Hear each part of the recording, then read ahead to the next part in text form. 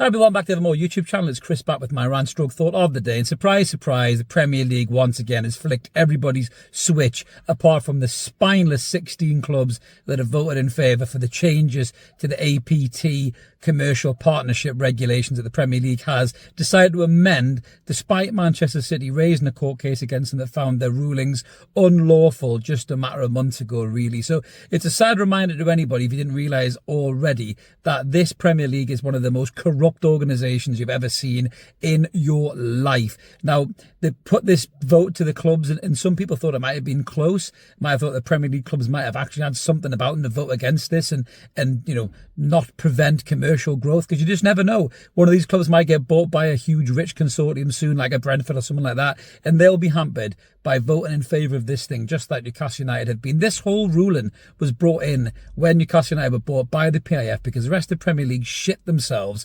including the greedy six, that Newcastle could, quote, blow them out of the water when it comes to signing players. And Manchester City have been on this trajectory for a long time. Manchester City's takeover happened way before the net was closed around this type of a thing by the Premier League, and that's how Manchester City slipped through the net and become one of the most successful clubs in European football, never mind British football, of modern times. And that's what they're doing.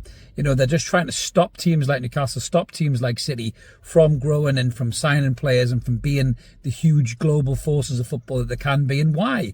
Why is the question? I mean, there's some kind of weird sycophantic, you know, legacy loyalty to these six clubs: Manchester United, Liverpool, Arsenal, Chelsea, Spurs, even in a way.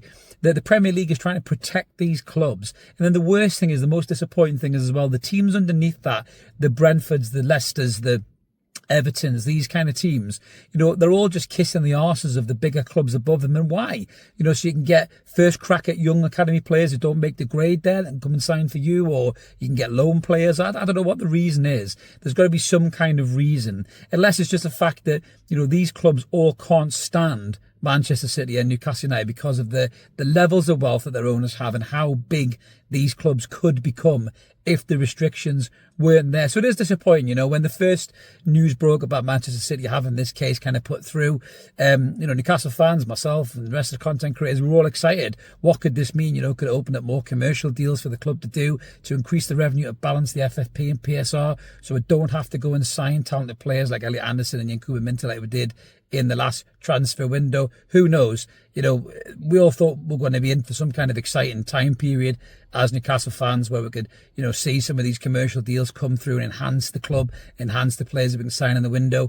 And it's just not happened. And all the while, the likes of Manchester United are dripping in debt, you know, and they get preferential treatment by the Premier League. You saw the COVID allowances that they got, and, you know, for cancelling tours, they got allowances there, and allowances that would have made them breach PSR had the Premier League not covered their arse. And even that skinny, horrible, Cyril Sneer-looking motherfucker, Sir Jim Twatcliffe, even said, you know, in his horrible Ponzi, you know, kind of posh voice, you know, avocado and toast, you know, that there's some kind of rule that, you know, that the Premier League protects clubs like this. I mean, he was stupid enough to even blurt it out in an interview, and nobody pulled him on it, nobody chinned him on it, nobody said, what the fuck do you mean, Jim?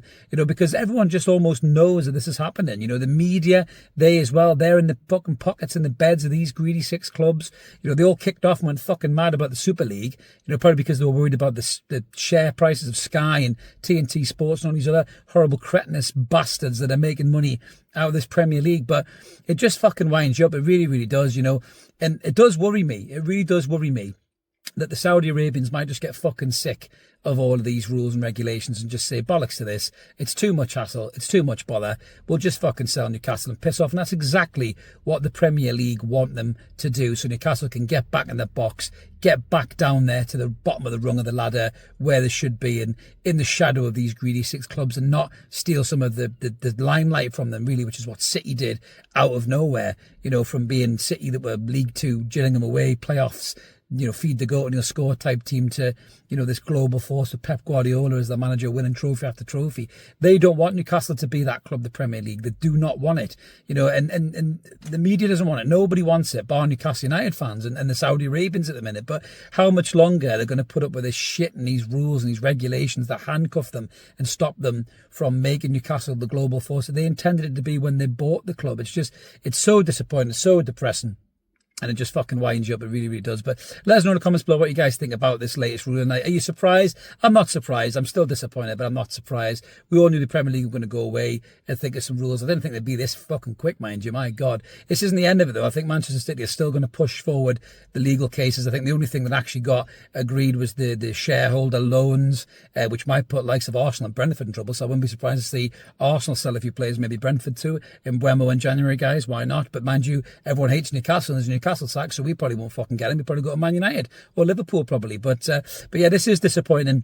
I hope City keep fighting them. I hope City try and push the narrative on this. But when you've got a bunch of corrupt Richard Masters and the bastards like them lot who are in charge, you know, then what fucking chance have you got whatsoever? This league is rank corrupt as fuck. It really, really is. And, you know, you just got to suck it up and take it, haven't you? It doesn't matter how much money you've got. You can't buy your way out of bullshit.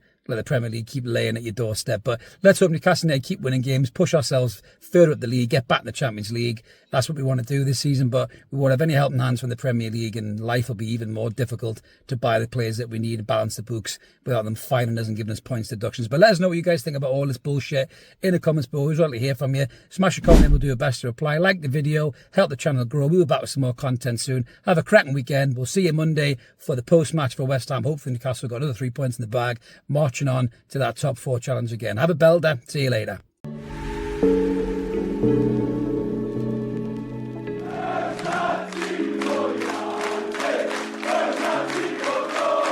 Newcastle United,